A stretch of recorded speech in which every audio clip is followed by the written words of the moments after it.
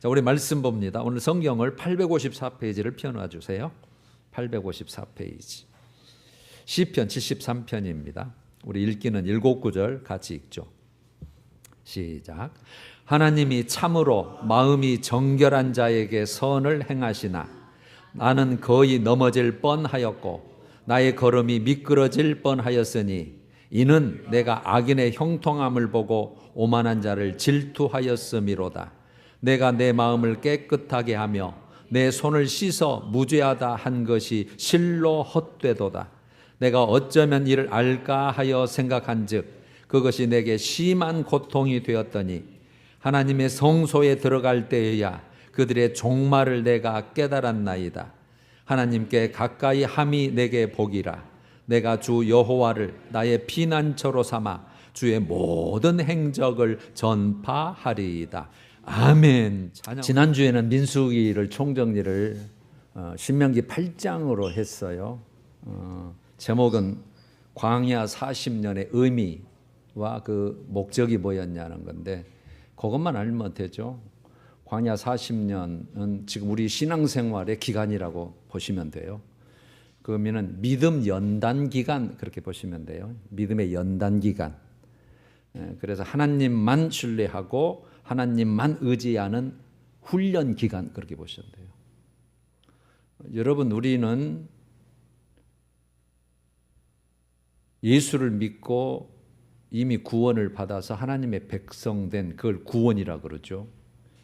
그러나 너희 구원을 이루어 나가라고 빌립보서는 2장은 그러거든요. 이루어 나가. 그럼 아직 이루어지지 않는 구원은 천국 들어가는 구원을 말하는 거예요. 그래서 우리는 예수 믿기 시작하면 시작이고 지금 그 준비하는 과정에 있는 거예요. 그래서 광야 40년 가나안 땅에 들어가기 직전에 그래서 믿음의 훈련 기간, 연단 기간 그러는 거예요. 중요한 거죠. 우리는 이 준비하는 기간이 이 인생 육체 기간뿐이니까 목적은요. 가나안 땅의 자격자를 만들려는 거예요. 자격자, 가나안 땅에 꼭 들어갈 자.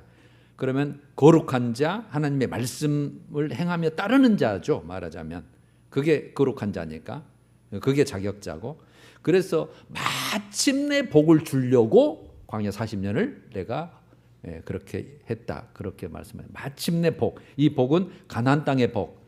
거기에서 안녕과 정말 번성을 살고 번성하게 하려고 그렇게 됐는데 그런데 여러분 우리가 알다시피 많은 사람이 실패해요. 많은 사람이 실패했습니다.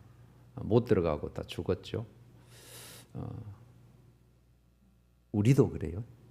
우리 신약 백성도 똑같습니다. 하나님은 동일한 분이셔요. 그런데 거기에 마침내 복을 누린 사람들이 있었잖아요.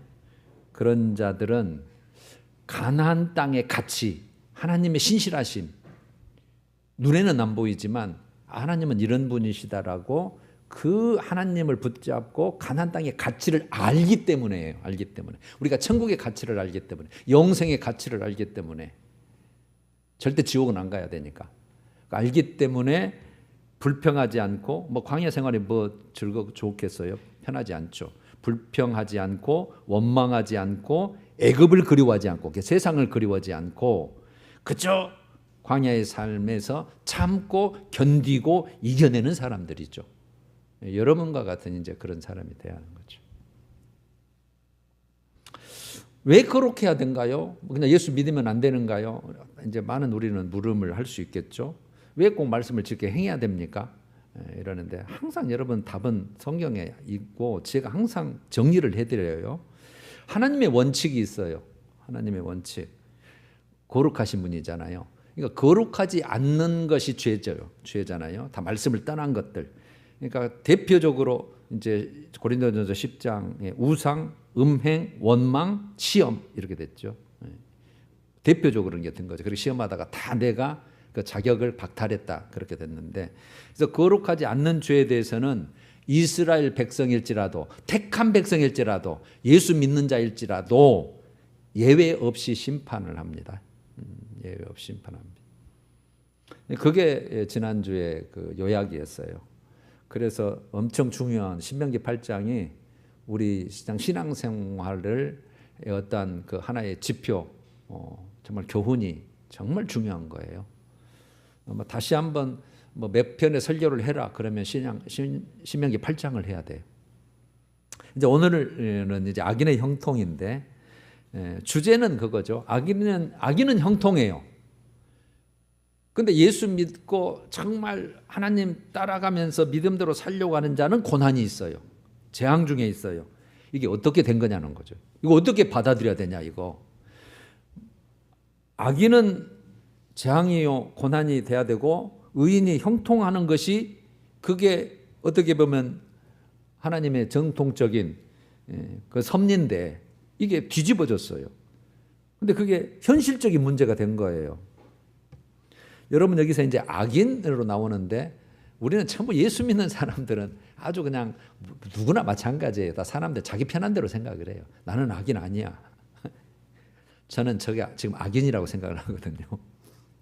성경에서 악인은 뭐냐면 하나님의 뜻을 따르지 않고 자기 뜻대로입니다. 내 방법대로 사는 거예요. 자기 뜻대로 생각하고 자기 뜻대로 말하고 자기 뜻대로 행동하는 사람이 악인이에요. 그래서 우리도 수시로 악인이 됐다, 의인이 됐다, 악인이 됐다, 의인이 됐다 이런 상태인 거예요. 수시로. 어떤 일이 있을 때 내 뜻대로 하면 그거 악인이에요. 성경은 그렇게 정의하고 있어요. 이런 자는 하나님을 두려워하지도 않고 그것을 교만하다고 돼 있고 이제 악한 일을 행할 때가 많은 거죠. 자, 악인에 대해서요. 그래서 나도 악인이 될 수 있다고 들어주셔야 돼요. 이제 여러분 성경을 좀 이제 보시고 1절부터 3절 먼저 보겠습니다. 1절부터 3절. 하나님이 참으로 이스라엘 중 마음이 정직한 자에게 선을 행하시지만 나는 거의 넘어질 뻔하였고 나의 걸음이 미끄러질 뻔하였으니. 그러니까 여러분 완전히 넘어져 버렸다, 미끄러졌다 할 뻔했는데 거의 그냥 완전히 넘어지고 실족할 뻔했는데 안 했다 그 말 있잖아요. 3절. 이는 내가 악인의 형통함을 보고 오만한 자, 악인을 이제 오만한 자로 했죠. 악인의 형통을 보고 내가 부러워하고 오만한 자를 질투하였음이로다. 이렇게 됐어요. 그러면 여기서 하나님이 마음이 정결한 자에게 선을 행하신다. 이게 정통적인 하나님의 섭리잖아요. 그래서 정결한 자는 하나님의 말씀에 순종하는 자, 즉 의인의 삶을 말하는 거예요. 정결한 자, 마음이 깨끗하다. 정결한 자. 그런데 나는 하나님이 그렇게 큰 복을 주실 줄 알았더니 오히려 악인이 형통한 거예요. 그 악인의 형통함을 보고 이건 아닌데 이게 뭐 잘못됐다. 하나님하고 안 맞다. 그래서 하나님에 대한 이해가 안 되는 거예요. 실제 여러분 지금 믿는 자 중에도 여러분 중에도 계실 수 있고 특히 젊은 세대는 더 그럴 거예요. 그래서 신앙인도 이 불의한 현실, 그 다음에 그 불합리한 현실 앞에서 흔들릴 수밖에 없어요. 의문이 일어나죠. 회의가 일어나죠. 번민이 일어나죠. 여기 세상은 이제 공평하지 않다. 정의롭지 않다는 거죠. 자, 4절에서 9절. 악인들은 죽을 때에도 고통이 없고 그 힘이 강건하며 정신적 육체적으로 강건하고 사람들이 당하는 고난 어려움이 그들에게는 없고 사람들이 당하는 재앙 즉 불행한 일도 그들에게는 없나니 그것 때문에 그들이 교만이 그들의 목걸이요 강포 폭력이 그들의 옷이고 항상 그러고 다닌다 이 말이죠. 뭐 아쉬울 것도 없고 힘이 있으니까. 7절. 살찜으로 그들의 눈이 솟아나고 이거는 탐욕을 비유로 하는 뜻이거든요. 눈이 이렇게 툭 튀어나왔다.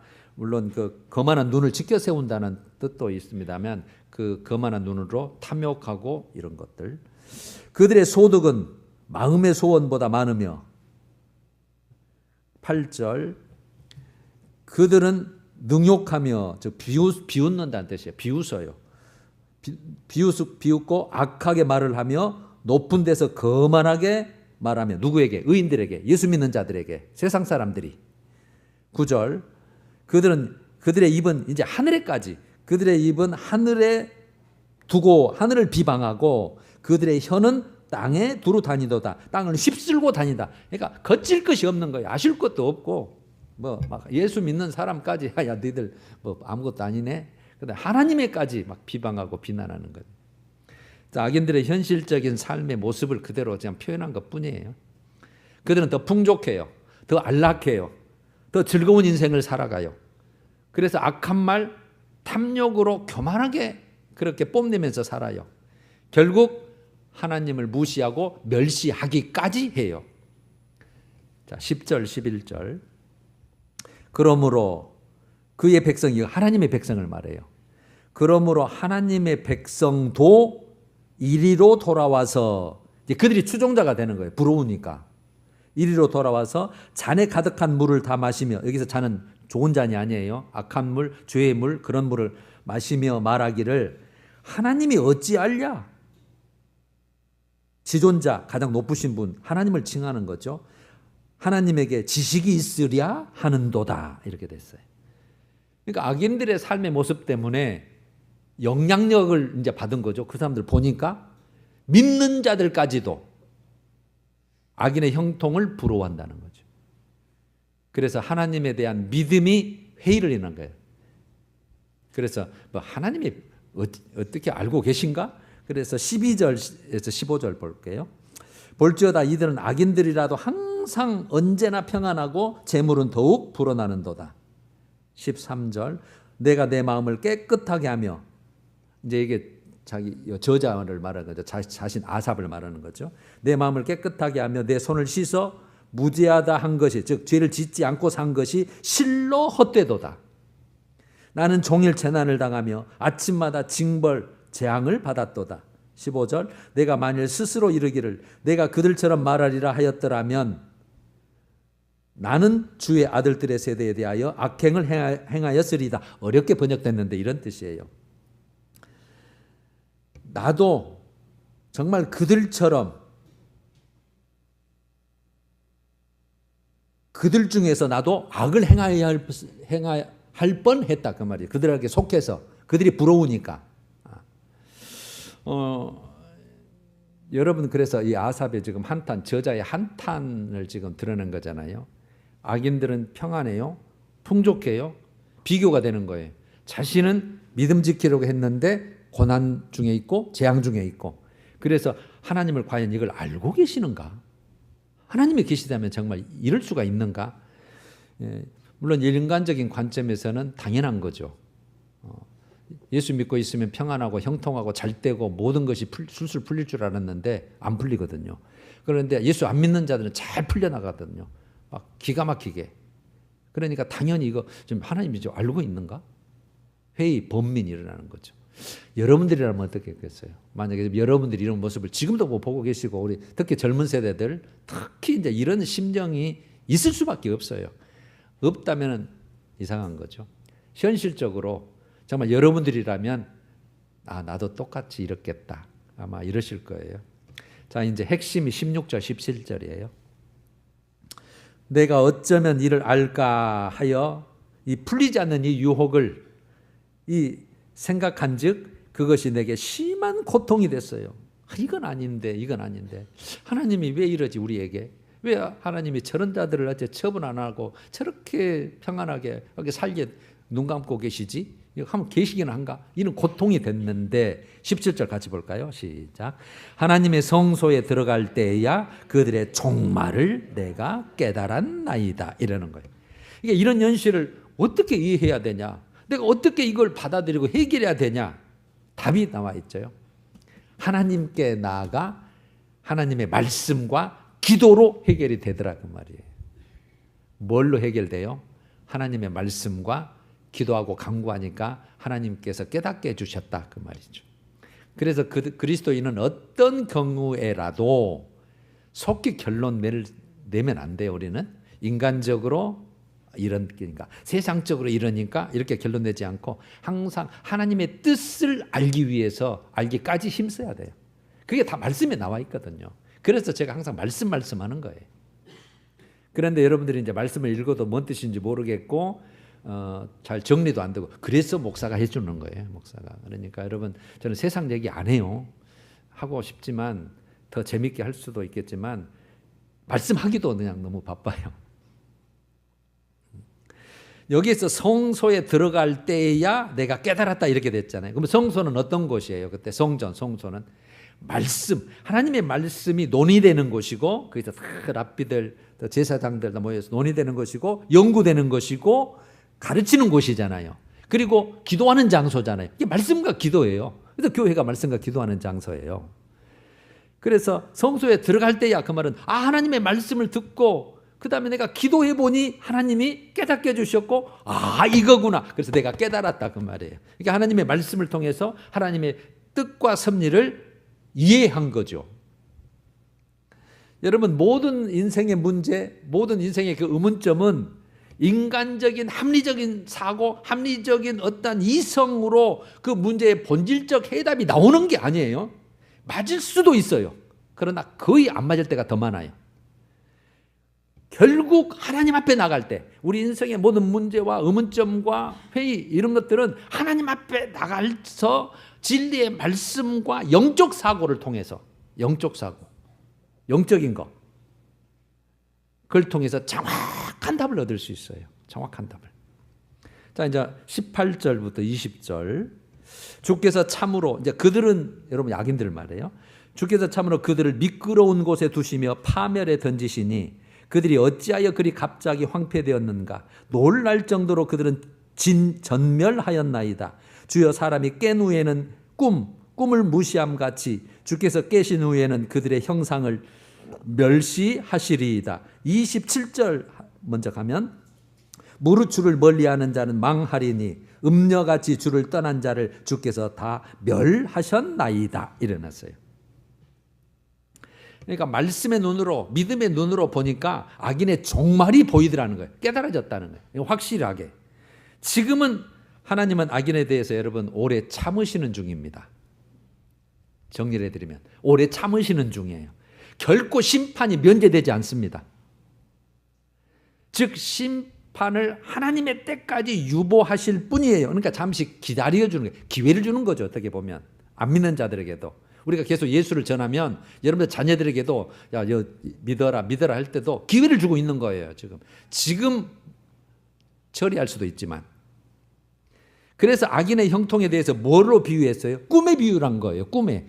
우리가 꿈에는 엄청 많이 해줘도 꿈은 꿈이네. 아무것도 아니고 남는 게 없잖아요. 순간이고 한때고 허무한 거잖아요. 허무한 거다 그 말이에요. 지금 악인의 형통이. 그래서 하나님은 잠시 누리는 그 악인의 형통을 허용하셔요. 아시지만 악인이 저러면 안 되는데 저거 내 앞에 오면은 저거 즉결 심판에서 저거 지옥에 갈 수밖에 없는데 그렇지만 지금 허용하고 계시는 거예요. 그래서 그들의 죄를 내버려 두심으로 여러분 이 단어가 엄청나게 정말 심오한 겁니다. 내버려 두심으로 오히려 하나님의 심판을 정당하게 하는 요소가 되는 거예요. 더 죄를 쌓고 안 돌아오고 또 지 뜻대로 살고 되게 악인의 삶을 오래오랫동안 살고 가니까 많아지잖아요. 나중에 변명할 게 없는 거예요. 그걸 제가 여러분 로마서 1장에 그게 자세히 나왔는데 24절, 26절, 28절을 읽어드릴게요. 하나님께서 그들이 누구냐면 하나님의 영광 대신, 그러니까 하나님의 뜻을 따라 사는 대신 자기 뜻대로 사는 자들, 우상 숭배하고 음욕하고 동성애, 불의하는 자들을 쭉 로마서에는 그렇게 말을 해요. 그러니까 악인이 어떻게 보면 하여튼 한마디로 그들은 마음의 정욕대로 더러움에 내버려 두사 이래버려요. 마음의 정욕대로 지 하고 싶은 대로 그 더러움에 부정이죠. 죄죠. 내버려 둬버린다면 내버려 둬버려요. 26절 하나님께서 그들을 부끄러운 욕심에 내버려 두셨으니 그 부끄러운 욕심에 내버려 둬버려요.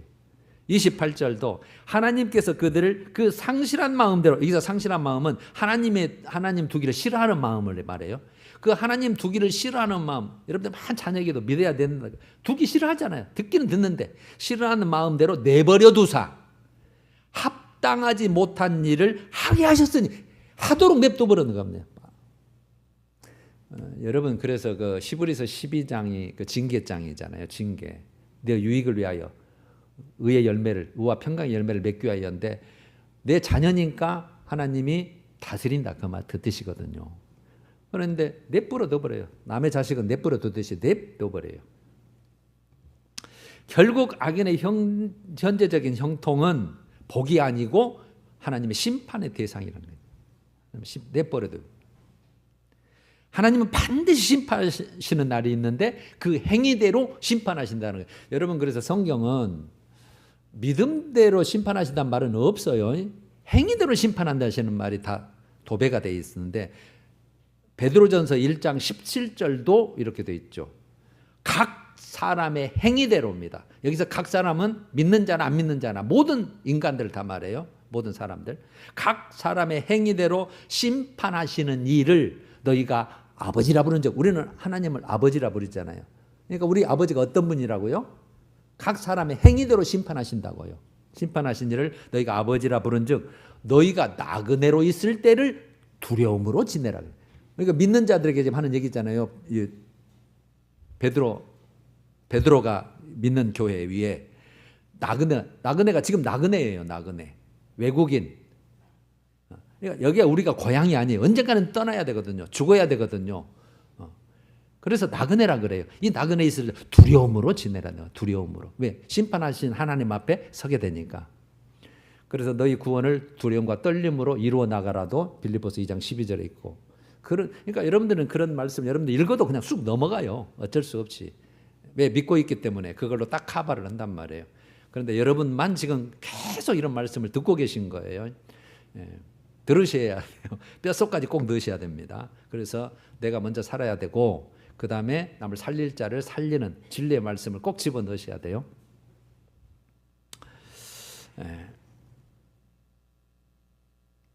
그 다음에 이제 21절과 22절 보죠.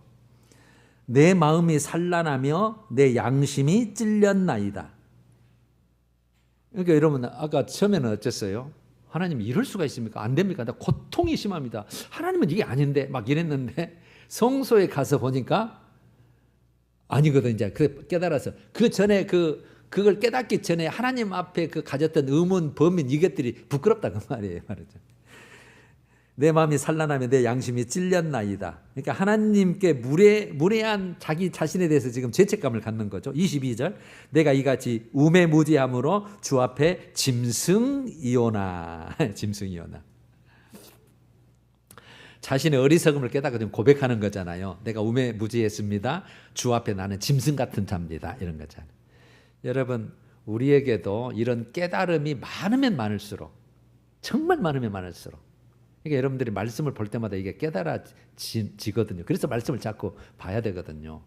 우리가 절대로 온전하지 않아요. 하나님 말씀대로 살 수도 없고 살지도 못하고 있고 그래서 살 수 있는 부분을 어떻게 찾아내서 하여튼 우리가 내 한 단계 한 단계 성숙해서 올라가 볼까 지금 이런 단계에 훈련 기간이고 연단 기간이라고 했어요. 그래서 그 깨달음이 많으면 많을수록 좋은 거죠. 성숙해 가니까 하나님 이런 분이셨어? 하나님은 이런 말씀이 있었어? 하나님이 이렇게 하실 거야? 이렇게 하시네? 이걸 하나씩 하나씩 깨달아가는 거죠. 그래서 이렇게 깨달은 자는 어떻게 될까요? 이제 결론 부분이 나오겠죠. 하나님에 대해서 하나씩 하나씩 알아가잖아요. 제가 그래서 저도 그렇고 우리 성도들 예수 믿는 자들은 다 꼭 하나님 알아야 된다. 하나님 알아가야 됩니다. 그래서 말씀을 꼭 읽어야 되고 정말 정독해야 되고 그 뜻을 분별해야 된다. 하나님을 알아가는 거죠. 하나님 하나하나 알아가. 우리가 앞으로 살 자를 알아야 되잖아요. 하나님과 함께 살아야 되는데 그분을 알아야 그분의 뜻대로 살고 그분의 어떻게 향해서 가니까. 그 다음에 이제 여태까지 나도 참아주고 인내해주고 그런 하나님 그리고 여기까지 내 믿음을 붙들고 오신 하나님 그 은혜에 대해서 감사가 되고 확신이 되는 거예요. 감사해요. 하나씩 깨달아지면 하나님 이런 분이셨네. 나 그렇게 못 살았는데 주님 인대가 나를 참아주시고 너무 감사하네. 여기까지 인도와 주시고 나 감사하네. 막 확신이 돼서 그래서 자기가 이제 변화되고 결단을 하게 되는 거예요. 변화와 결단. 그 뒤에 다 본문이 그렇게 되어 있어요. 제가 요약을 한 것뿐이에요. 자 마지막 23절에서 28절 봅니다. 내가 항상 주와 함께하니, 항상 함께했잖아요. 믿음의 사람이니까. 함께하니 주께서 내 오른손을 붙드셨나이다. 주의 교훈으로 나를 인도하셨고, 그 다음에 후에는 영광으로 나를 영접하시리니 하늘에서는 주 외에 누가 내게 있으리요 땅에서는 주밖에 내가 사모할 리 없나이다. 내 육체와 마음은 쇠약해져도 하나님은 내 마음의 반석이시요 영원한 분기이시라. 28절 하나님께 가까이 함이 내게 복이라. 내가 주 여호와를 나의 피난처로 삼아 이제 주의 그 행적, 일하심, 그 역사, 그대를 내가 전파하겠습니다. 이렇게 끝나거든요. 자, 참된 복이 뭐냐고 오늘 딱 이제 정리가 됐잖아요. 세상적인 평안, 세상적인 풍족이 참된 복이 아니다. 항상 하나님과 함께하는 것이 진짜 복이다. 하나님과 항상 가까이 하는 것이 복이다. 그렇게 놨잖아요. 자, 그럼 23절, 24절을 요약해 보면 내가 항상 주와 함께하니, 항상 주와 함께하는 거. 예배도 드리고 말씀도 하고 기도도 하고 항상 하나님의 뜻을 살피고 날마다 가정에서도 기도하고 어디 모든 거 있으면 하나님께 묵상하고 이런 거 항상 함께하니 그 결과로 두 가지가 나왔잖아요. 첫 번째가 주께서 나를 붙드셨다. 오른손을 붙드셨다. 나를 붙드셨다는 거예요. 맞아요. 내가 자꾸 하나님을 향해서 가고 하나님 함께 하시고 도움을 요청하고 하나님을 사모하니까 주님이 나를 붙들어 주신 거예요. 내버려 두지 않고 붙들어 주셨다 이 말이에요. 내버려 두지 않고 붙드셨다. 두 번째는 주의 교훈, 말씀이죠. 말씀으로 나를 인도하셨다. 말씀으로 나를 붙드시고 야 그렇게 살면 안 돼. 내 말이 진리고 그게 복이야. 그래서 하나님 나를 이끌어 오는 거예요. 이끌어 말씀으로. 오늘도 말씀이 들리시면 지금 말씀으로 이끌고 있는 거예요. 그래 놓고 후에는 영광으로 날 영접했다. 이 영광은 하늘의 영광을 말해요. 후에는 마지막 때는 하늘의 영광으로 날 영접하신다. 그러니까 궁극적인 복인 하나님의 나라에 대한 확신이 있는 거예요. 궁극적으로 나를 그리 이끄시려고. 내가 함께 하니까 하나님 나를 항상 붙드셨고 말씀으로 인도해 주셔서 야 나중에는 하나님이 나를 끌어안고 나와 함께 사시려고 그랬구나 이거죠. 그래서 25절과 28절에 결단을 하는 거예요. 새로운 다시 한번 결단하는 거죠. 여태까지 하나님과 함께 했는데 그래 놓고 고백하고 결단하는 게 뭐죠? 하늘에 누가 있냐? 땅에 누가 있냐? 나는 주님밖에 없다. 이거 주님밖에. 하늘에 땅에 오직 나는 주님밖에는 없습니다. 주 없이는 나는 살 수 없는 자고 주 없이는 나는 의미 없는 자고 주 없이면 나는 아무것도 아닌 자입니다. 이 세상에 뭐 백만금을 줘도 아무것도 아닌 자인데 오직 주님입니다. 오직 주님 한 분만으로 만족하는. 이렇게 결단하고 고백하고 두 번째는요. 내 육체와 내 마음은 쇠약해진다. 맞죠? 여러분 여기도 연세 드신 분이 많이 계시지만 점점 쇠약해져요. 점점 우리 육체 기간이 짧아지는 거죠. 점점 쇠약해진 어쩔 수 없잖아요. 그렇지만 그 점점 쇠약해지면 질수록 하나님은 나의 반석이십니다. 하나님은 나의 피난처입니다. 영원한 분기십니다. 라고 딱 붙들고 확신하고 그 다음에 그냥 아예 함께 그냥 살고 있는 거죠. 그럼 여기서 여러분 나의 반석 여러분 우리가 예수를 반석으로 표현하는데 예수님께서도 마태복음 7장에 집 짓는 자 비유를 하면서 어디다 집 지어라 그래요? 모래 위에요? 반석이에요? 모래는 세상을 말해요. 세상 것에 집 짓는 거 아무리 화려하게 지어도 다 허물어져 버린다 그거. 풍랑 일고 막 바람 불 때 있는데 다 그 심판대를 말하는 거죠. 근데 반석 위에 지은 반석이. 그래서 하나님만 예수 위에 지은 인생은 안 무너지는 거죠. 그런 뜻의 반석이고 피난처는요. 여러분 세상에 위기 많아요. 두려움 많아요. 우리에도 무슨 일이 일어날지 몰라요. 그러나 주님이 피난처이기 때문에 오직 주님한테 기대는 거예요. 의지하는 거예요. 피난처예요. 그분이. 돈이 피난처가 아니고 사람과 명예가 피난처가 아니고 하나님이 피난처라는 거예요. 그다음에 영원한 분깃은요. 영원한 분깃, 영원토록 나는 상속자라는 거죠. 하나님의 상속자. 영원한 하나님이 내 가치시고 영원히 하나님은 나의 상속 주실 분이고 나는 하나님을 영원토록 같이 살자입니다. 영원한 분깃입니다. 내 영원한 재산이라는 뜻이죠. 그래놓고 결론적으로 28절에 하나님께 가까이함이 내게 복이라 이렇게 맞춰버리죠. 하나님께 가까이함. 그래서 가까이 한다는 것은 하나님께 올바른 관계를 말하는 거예요. 우리 지금 예수를 믿어도 베드로가 예수님을 따라가는데 멀리 따라가는 신앙이 있고 가까이 그냥 붙어서 따라가려고 하는 자가 있잖아요. 그래서 하여튼 가까이. 우리는 범접하지 알 수 없지만 하나님 우리를 품어주시기 때문에 봐주시기 때문에 그래 내가 용서하고 내가 안아줄게 이런 것 때문에 가까이 가야 돼요. 가까이 한 것이 내게 복이라는 거예요. 여러분 이게 인생 최대의 복이고 우리 인생의 우선순위가 돼요. 하나님이 우선순위야 돼요. 하나님이 우선순위야 돼요. 하나님 우선순위. 요즘에는 이제 놀러 다니는 세대여서 여유가 많으니까 돈도 풍부하니까 막 여기저기 다 놀러 다니잖아요. 여러분 다니셔도 꼭 주일날만큼은 어디서든지 예배를 꼭 드리셔야 되고 하나님 정말 몸된 교제 드리는 게 가장 좋고 특별하지 않는 한 뭐 해외라 가거나 뭐 어쩔 수 없겠지만 하여튼 그거 꼭 그렇게 해주셔야 돼요. 그게 가까이 하는 거예요. 할 수 있는 한. 할 수 있는데 안 하는 것은 안 가까이 하는 거지. 자, 정리하고 이제 교훈을 얻어봐요. 자, 이제 여러분 인생의 문제가 있을 수밖에 없죠. 거기에 이해가 안 되는 거예요. 의문이 일어나요. 어떻게 하겠냐는 거죠. 오늘 첫 번째가 어떻게 해요? 인간적인 사고 안 됩니다. 세상적인 지혜로 해결이 안 된다. 답이 안 나온다. 그런데 우리는 거의 그 답을 가지고 예수를 믿어도 그렇게 하고 계셔요. 이제는 이제 우리 교훈을 얻어서 야 이거 내가 결론 낸 게 맞아?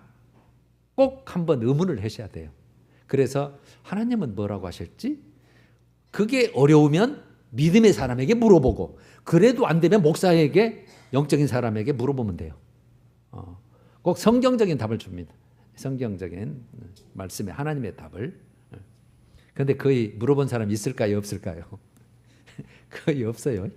다 자기가 옳다고 생각하기 때문에. 저도 그랬었고 네, 이해가 되지만 그래도 여러분 이게 맞나? 이 방향이 맞나? 이렇게 해야 된가? 이해 안 되는데 그런 것은 꼭 뭘로 해요? 하나님께 나아가서 말씀의 지혜로 영적인 사고로 우리는 육적으로밖에 생각을 못 하잖아요. 그런데 믿음의 사람일수록 항상 영적인 거, 영원한 거, 하늘의 것, 하나님 것, 진리, 진짜 것, 이 세상은 없어질 거니까. 그래서 항상 그저 답을 구하는 거예요. 어디서 답을 구한다고요? 말씀의 지혜, 영적인 사고로. 저는 항상 그렇게 생각을 하는데 거의 우리 인생 문제의 거의 답은 99% 말씀에 다 있어요. 전혀 이해 안 되는 거 1%는 하나님의 성령 하나님이 뭐 이제 깨달게 해주면 하겠지만 거의 90% 이상은 다 답이 성경에 있어요. 우리가 그 답을 얻어가면 되는 거예요. 그렇게 사는 게 잘 사는 거니까. 그러면 우리가 말씀의 지혜 영적인 사고로 만약에 답을 얻었다고 한다면 그게 하나님의 뜻과 섭리를 한 단계 한 단계 깨닫고 이해되는 것이잖아요. 그래서 성숙한 신앙이 되고 이제 흔들리지 않는 믿음이 되는 거죠. 이해가 안 됐는데 이해 때문에 막 흔들리려고 그러고 이게 예수 믿어야 돼 말해야 돼 교회 가야 돼 말해야 돼 이랬는데 딱 답을 얻으니까 그 이제는 안 흔들려 이렇게 되는 거잖아요. 자 이제 하나만 더 받으면 여러분 우리 살면서 이 세상에서는 큰 두 부류의 가치관이 오늘 나왔어요. 두 부류의 가치관이 우리 섞여서 살고 있어요. 세상 중심의 삶. 세상 중심의 삶은 자기 뜻대로 사는 거예요. 내 육체가 요구하는 대로 사는 사람이에요. 악인들이 대표적인 거죠. 그러나 예수 믿는 자들도 이렇게 살 때가 많죠. 그러나 우리는 그걸 빨리빨리 해결하는 이제 능력이 있기 때문에 그 다음에 하나님의 중심의 삶을 사는 사람이죠. 반대죠. 자기 뜻이 아니라 하나님의 뜻대로. 그 다음에 육체적인 욕구가 아니라 하나님께 모든 걸 소망을 두고 사는 사람. 그러면 우리는 이제 정통적인 가치관으로 성경적인 가치관으로 하면 하나님의 뜻대로 사람을 하나님이 형통을 줘야 되잖아요. 근데 이게 이제 반대로 돼버린 거예요. 때때로 꼭 그런 건 아니지만 보니까 안 믿는 사람이 악인이 막 그런 사람이에요. 잘 되잖아요. 평안해요. 풍족해요. 형통해요. 나는 고난 중에 있고 궁핍받고 어려워요. 그런데 결과는 어떻게 될까요? 결과를 아니까 오늘 해결된 거잖아요. 종말에는 그들은 세상 중심의 삶은 아무리 형통하고 평안하고 풍족해도 마지막이 멸망이고 심판이다. 즉 영원한 사망, 영원한 고통이란 뜻이에요. 유황불모, 지옥이란 뜻이죠. 그러면요, 하나님 중심의 삶을 살아요. 그런데 고난이에요. 어려움이에요. 그런데 나중에 후에는 영광으로 영접한다고 오늘 돼 있죠. 영원한 생명과 영광을 말하는 거죠. 그 앞으로 누릴 영광. 자, 여러분, 이제 세상적인 형통과 부귀도 하나님의 축복의 일부분이에요. 일부분이지만 여러분, 그 형통과 뭡니까? 그 부귀, 어떤 그런 것이 우리 어떻게 보면 목적 자체일 수가 없어요. 우리 믿는 사람의. 그게 목적이지 않아요. 그게 어떤 열매지 않다는 말이에요. 하나님이 그냥 주신 축복일 뿐이지. 그러니까 안 줘도 상관은 없어요. 진정한 복이 아니란 뜻이에요. 오히려 세상적 부유함이 멸망의 지름길이 될 수 있어요. 오히려 부유하기 때문에. 여러분, 우리 믿는 자들에도 그런 분 많아요. 예수님도 분명히 얘기를 하시죠. 마태복음 19장이에요. 19장 23절 24절에. 그러니까 유대인들이 충격을 먹어버린 거예요.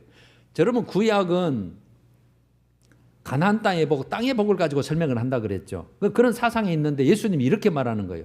부자는 천국에 들어가기가 무지무지하게 어렵다 그래버려요. 아니, 부자는 하나님께 축복받는다는데 이렇게 생각했는데, 낙타가 바늘귀로 들어가는 것이 쉽지 부자가 천국을 가는 것이 진짜 어렵다고 해버려요. 왜 그럴까요? 우선순위가 바뀌는 거죠. 왜? 이게 좋으니까. 우선은 형통이 좋고 누리는 게 좋고 하니까 바뀌잖아요. 근데 그래서 예수 안 믿는 게 아니에요. 바뀐단 말이에요, 우선순위가. 그런데 차라리 세상적인 궁핍이 있어요. 어려움과 고난이 있어요. 그게 복이 될 수 있다는 거예요. 그게. 왜요? 어려워요. 내가 너무 연약해요. 오늘 가사 찬송할 때 연약함이 나오던데, 연약해요. 그러니까 믿음이 있으니까 누굴 바라보겠어요? 주님 바라보죠. 세상 사람 한 도울 사람 없고 소망이 없고 오직 하나님만 의지하고 하나님의 긍휼을 구하는 신앙을 가지기 쉬운 거잖아요. 어렵기 때문에. 어려우니까. 영적 유익이 있다는 뜻이에요. 영적 유익이. 뭐 때문에요? 그런 환경이 어려우니까. 풍성하니까 하나님 뒷전이고, 그냥 믿음이 있으니까, 어려우니까 하나님 바라보고 있으니까 이게 유익이 될 수 있다. 다시 표현하면 세상적으로는 부요하나 경건하지 않는 자, 그 자는 두려운 결과를 맞게 되겠지만, 세상적으로 부유하지 않지만 궁핍하지만 경건한 경우에는 하나님의 진정한 위로를 받게 된다. 진정한 위로를. 그게 여러분 누가복음 16장이에요. 잘 아시는 내용. 한 부자와 거지 나사로. 한 부자는 무지무지하게 부자해가지고 날마다 먹고 마시고 연락하고, 한 거지는 가난해서 먹을 것 없으니까 상에서 떨어진 거 먹으려고 하는데 또 상처가 나서 걔가 헌대를 핥더라고 쭉 설명을 하잖아요. 근데 죽어서 어디로 가요? 하나는 낙원에 가고 하나는 음부에 가서 그 고통받는 거, 그 예수님이 직접 우리에게 알려주신 거잖아요. 이걸 알매도 불구하고. 그래서 부자가 꼭 그렇게 되기 쉽다는 거예요. 믿음이 있지만. 그래서 항상 여러분, 부자가 정말 더 복이 되려면 믿음 위에 이 부자를 올려놔 버려야 돼요. 믿음이 어디 받침이 돼야 된다니. 이게 그래서 야고보서 5장 1절도 그다음에 디모데전서 6장도 부한자에 대해서 쭉 경고를 하는데, 들으라 부한 자들아, 너 위에게 이 말 고생으로 말미암아. 이 말 고생이 있다는 거예요. 울고 통곡하라. 이렇게 됐는데, 자 여러분, 끝이 좋아야 해피엔딩입니다. 끝이 좋아야 진정한 복이고 진정한 성공이고, 끝이 좋아야. 지금은 힘들고 어렵지만 훈련기간, 연단기간으로 생각한다면 우리 얼마든지 하나님 붙잡고 하나님이 주신 힘과 능력으로 우리 견뎌낼 수 있는 거죠. 실족하지 않고. 자, 이제 마무리를 해보는데, 특히 이제 우리 젊은 세대, 그 다음에 우리 여러분 형통이 진짜 부럽죠. 기죽지 않고 사는 방법, 비결. 기죽지 않고 사는 비결. 예전에도 나눈 적이 있어요. 기죽지 않고 사는 비결. 믿음의 부자 되십시오. 믿음의 부자. 여러분들이 안 돼 보시는지 모르지, 목사 수준 되면 이미 그 수준에 올라갔다고 봐주시죠. 장로님 수준 되면 올라갔다고 봐야 될 것 같죠. 하나도 안 부러워요. 진짜 아무리 누가 불러 떵떵거리고 막 수백억을 막 가지고 막 금은복걸이 해도 하나도 안 부러워요. 놔두면 지옥 갈 텐데. 조금만 놔두면 지옥 가는데. 불쌍해요. 불쌍한 마음이 들 정도고 안 부러우면 진짜 이거는 믿음의 부자예요. 믿음의 부자. 여러분 지금부터 부럽잖아요. 아직 여러분 거기까지 갈 수 있어요. 하나도 안 부러워요. 진짜 안 부러워요. 주일날 1억 줄게 일하러 와라. 안 가요. 교회 가지. 안 부러워요. 그것 때문에 하나님 진노 받을까 봐 안 가요. 그 아무것도 아니니까. 안 부럽습니다. 진짜 안 부럽습니다. 여러분들은 안 돼봐서 모르겠지만 하나도 안 부러워요. 하나도 안 부러워. 기죽지 않는 방법이 믿음의 부자 되십시오. 하여튼 하나님 가까이 하시면 돼요. 하나님 가까이 하면 모든 게 그냥 평안해요. 그래서 참 평안이 거기서 오는 거예요. 세상이 주는 평안이 아니고 내가 주는 평안이 있다. 그래서 안 부러워요. 그러면 여러분 만약에 고난과 어려움 때문에 여러분의 어려움 때문에 지금 하나님을 찾고 있다면 하나님을 가까이 가고 있다면 감사할 일입니다. 할렐루야. 더 좋은 것 주실 겁니다. 기대하십시오. 확신하십시오. 오히려 그것 때문에. 그래서 로마서 8장 18절도 현재의 고난과 장차 나타날 영광 비교할 수가 없어요. 비교가 안 돼. 비교. 그러니까 비교를 하기 때문에 부러운데 비교를 막상 해보니까 저는 지옥 갈 거고 나는 하나님이 나를 영광을 영접할 거 생각하니까 하나도 안 부럽습니다. 여러분 꼭 이런 신앙인, 확실한 신앙인. 그래서 말씀으로 마치자면 디모데전서 6장 17절 오늘 성구죠. 정함이 없는 재물에 소망 두지 마라. 재물은 필요는 해요. 갖다 소망 두지 마라. 오직 우리에게 모든 것을 후히 주사 누리게 하시는 하나님께 소망을 두라. 할렐루야. 이런 삶이 되시기를 간절히 소원합니다. 우리 94장 주 예수보다 더 귀한 것은 없네. 1, 2절.